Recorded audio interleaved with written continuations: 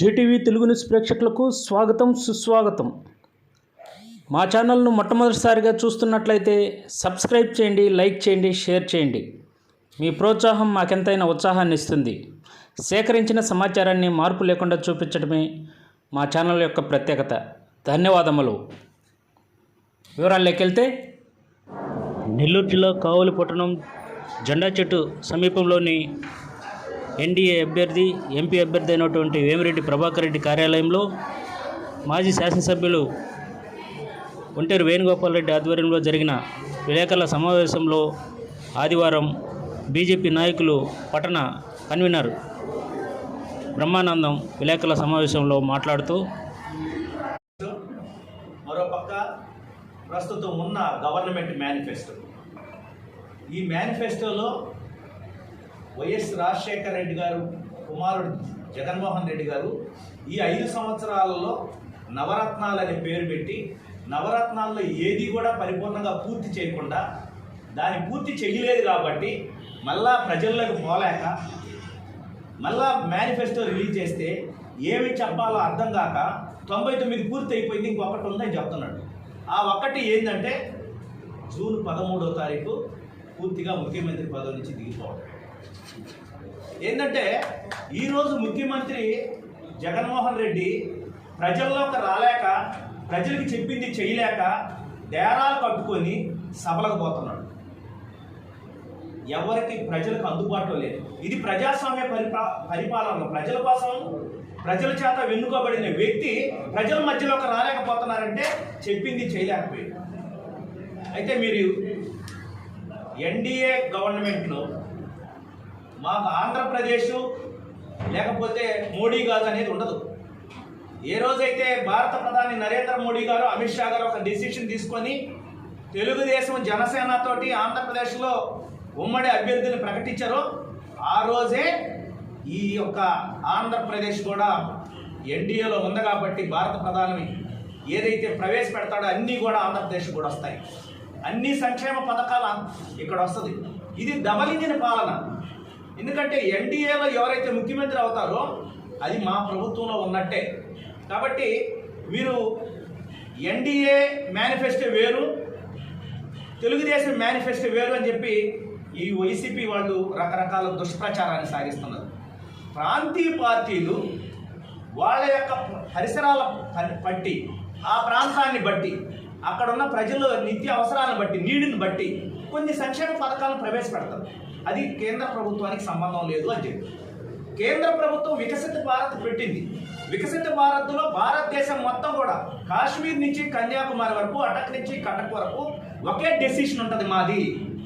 కేంద్ర ప్రభుత్వ సంక్షేమ పథకాలని అన్నీ కూడా అన్ని రాష్ట్రాల్లో అమలు చేస్తాం. ఆంధ్రప్రదేశ్కి వచ్చేటప్పటికి మన యొక్క ముఖ్యమంత్రి వర్యులు, కాబోయే ముఖ్యమంత్రి వర్యులు చంద్రబాబు నాయుడు గారు, జనసేన అధినేత పవన్ కళ్యాణ్ గారు, బీజేపీ అధినేత పురంధరేశ్వరి గారు, వీరు ముగ్గురు కూర్చొని ఈ ఆంధ్ర రాష్ట్రంలో ప్రజలకి ఏదైతే అవసరం, ఈ యొక్క రాష్ట్ర ప్రభుత్వం, జగన్మోహన్ రెడ్డి రాష్ట్ర ప్రభుత్వం పూర్తిగా ఏదైతే విఫలమైందో ప్రజలకి అందుబాటులో ఉండే సంక్షేమ పథకాలను ప్రవేశపెట్టాలి. కాబట్టి మొట్టమొదటగా యువత కోసం 20 లక్షల ఉపాధి అవకాశాలు కల్పిస్తామని చెప్పారు. లేదు, కొంతమందికి కల్పించలేని పరిస్థితుల్లో నిరుద్యోగ వృత్తి కింద 3,000 రూపాయలు ఇస్తామని చెప్పారు. ఇది ఎక్కడా తప్పు లేదే. ఇది కేంద్ర ప్రభుత్వానికి ఏం సంబంధం లేదే. కేంద్ర ప్రభుత్వం వికసిత భారత్ పెట్టినట్టే వికసిత ఆంధ్రప్రదేశ్ అని పెడుతుంది. వికసిత ఆంధ్రప్రదేశ్లో ప్రతి పేదవాడికి అంత్యోదయ పథకం లాగా బడుగు బలహీన వర్గాలకి, అట్టడుగు వర్గాలకి ఎన్ని రకాల సంక్షేమ పథకాలు ఉన్నాయో అవన్నీ కూడా ఆంధ్రప్రదేశ్లో కూడా అమలు చేస్తుంది.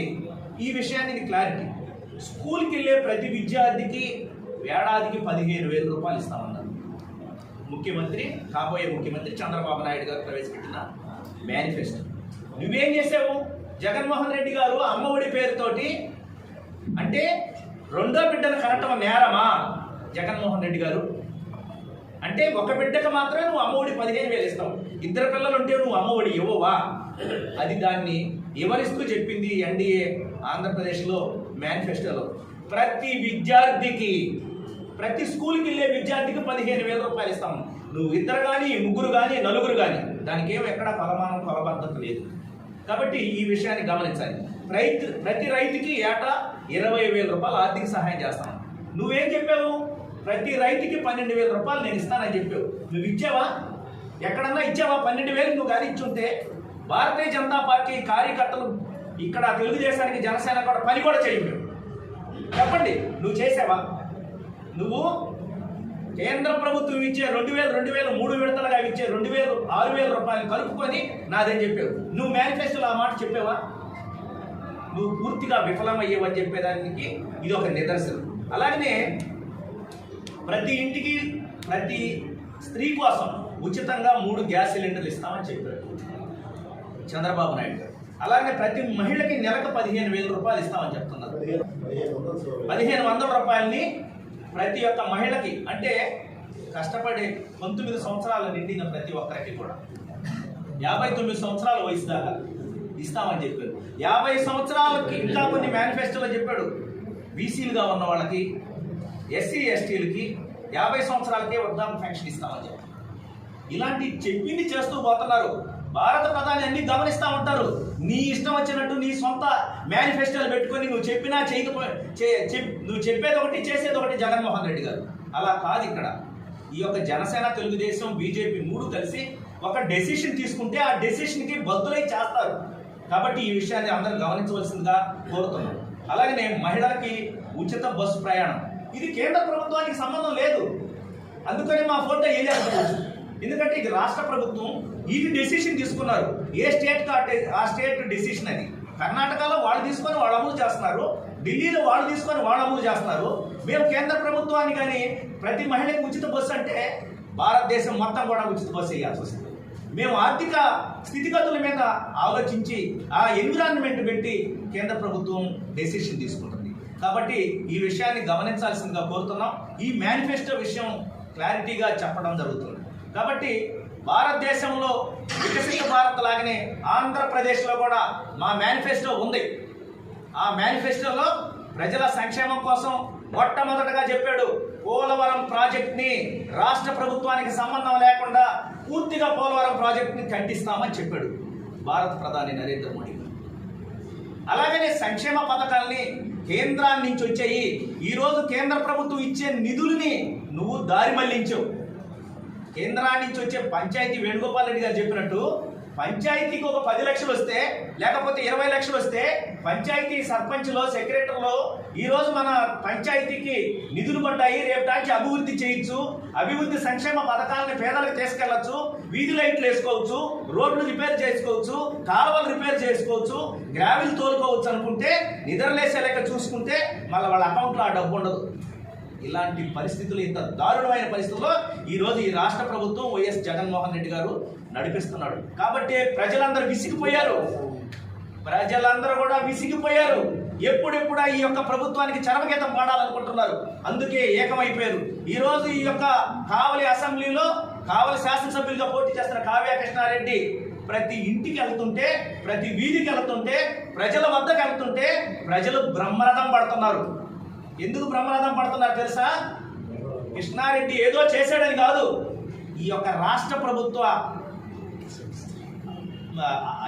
ప్రభుత్వం దారుణమైన పరిస్థితుల వల్ల, రౌడీజం వల్ల, గుండాయిజం వల్ల, అవినీతి వల్ల, అక్రమాల వల్ల, దౌర్జన్యాల వల్ల విసిగి చెంది ఎప్పుడెప్పుడు ఈ యొక్క రాష్ట్ర ప్రభుత్వాన్ని మార్పు తీసుకురావాలని ప్రజల్లో మార్పు తీసుకొస్తా ఉన్నారు. కాబట్టి ఈ విషయాన్ని అందరూ కూడా గమనించాల్సిందిగా కోరుతున్నాం. రాష్ట్ర ప్రభుత్వం కోసం కావ్య కృష్ణారెడ్డి శాసనసభలో పోటీ చేస్తున్నాడు కాబట్టి ఆయన దాదాపు 30 నుంచి 40 వేల ఓట్ల మెజార్టీతో గెలిచిన కానీ ఆశ్చర్యపోవాల్సిన అవసరం లేదు. గత 4 రోజుల్లోనే మార్పు వచ్చింది. ప్రజల అవేర్నెస్, అవగాహన కలిగింది.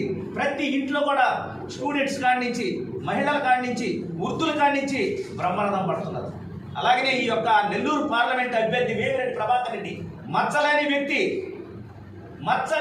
నిన్నటిదాకా మీరు ఆయన దేవుడు అని చెప్పారు. ఈ రోజు ఆయన మీద రకరకాల విమర్శలు చేస్తున్నారు. వేమిరెడ్డి ప్రభాకర్ రెడ్డి ఒక స్వచ్ఛంద సేవకుడు, సమాజ సేవకుడు, విద్యావంతుడు, అనేక రకాల వేలాది మందికి అన్ని విధాలుగా కూడా ఉపయోగపడే వ్యక్తి. అలాంటి మహోన్నతమైన వ్యక్తిని ఈ యొక్క నెల్లూరు పార్లమెంటుకి గెలిపించుకోవాల్సిన అవసరం ఎంతైనా ఉంది. ప్రజల్లో అందరిలో కూడా వేమిరెడ్డి ప్రభాకర్ రెడ్డి లాంటి ఎంపీ కావాలని చెప్పి నెల్లూరు జిల్లా ప్రజలు ఎప్పుడెప్పుడు ఆయన పాఠాలు ఆడుతున్నారు. కాబట్టి ఈ విషయాన్ని ప్రజలు అందరూ కూడా గమనిస్తున్నారు. స్థానిక పరిస్థితులు గమనించాం. స్థానికంగా ఉన్నవారు ఎవరైనా మీ మనస్సాక్షిగా చెప్పండి, కావలి నియోజకవర్గంలో ఎక్కడైనా అభివృద్ధి జరిగిందా అని మేము ప్రశ్నిస్తాం. అభివృద్ధి జరిగిందంటే ఇది జరిగింది అని చెప్పండి. రాష్ట్రంలో తెలుగుదేశం, జనసేన, బీజేపీ ప్రభుత్వం రాబోతుంది. ఇక్కడ ఎమ్మెల్యే ఎవరు గెలిస్తే, ఇక్కడ వైసీపీ గెలిస్తే ప్రయోజనం ఏముంది?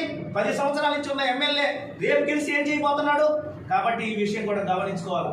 రాష్ట్రంలో ఎన్డీఏ ప్రభుత్వం వస్తుంది. కేంద్రంలో భారత ప్రధాని నరేంద్ర మోడీ గారు మరలా ప్రధానమంత్రి కాబోతున్నాడు. నెల్లూరు పార్లమెంట్కి ఎంపీ ప్రభాకర్ రెడ్డి కాబోతున్నాడు.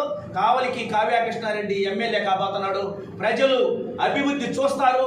ఎక్కడ న్యూసెన్స్ లేని, రిస్క్ లేని, కేసులు లేని ఈ యొక్క నియోజకవర్గం ప్రశాంతంగా ఉండబోతుందని చెప్పి ఈ యొక్క సభాపరంగా తెలియజేస్తున్నాం. కాబట్టి అందరూ కూడా గమనించి ప్రజలందరూ కూడా ఆలోచన చేయాలని చెప్పి నేను ఈ యొక్క పత్రికాముఖంగా తెలియజేసుకుంటున్నాను. ధన్యవాదాలు.